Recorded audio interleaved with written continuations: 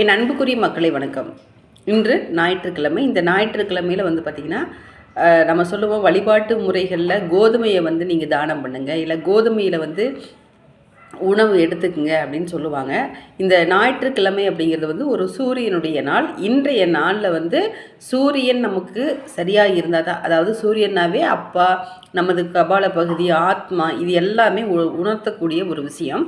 இந்த சூரியனுடைய சக்தி என்பது நம்ம உடம்புல கிடைக்கணும் அப்படின்னா, சூரியனுக்கும் ஒரு தெய்வம் இருக்கும் இல்லைங்களா, சூரியனுக்கும் ஒரு மிக உன்னதமான ஒரு நெருக்கமான உணவு இருக்கும் இல்லைங்களா, அந்த உணவு என்னென்னு பார்த்தீங்கன்னா கம்பு மட்டும்தான். இந்த கம்பு அதனால தான் என்னமோ தெரியல, நம்ம அம்பாள் கோயிலெல்லாம் பார்த்திங்கன்னா கம்மங்கூழ் அப்படிங்கிறது கொடுப்பாங்க. அதில் வேப்பிலை இதெல்லாம் போட்டு கொடுப்பாங்க. மனிதனுடைய உடல் ரொம்ப ஒரு உஷ்ண நிலைமை இருந்தாலும் அந்த உஷ்ண நிலையை ரொம்ப அடக்கக்கூடிய சக்தி இந்த கம்புக்கு மட்டும்தான் உண்டு. உடல் ஆரோக்கியம் பெறுவதற்கு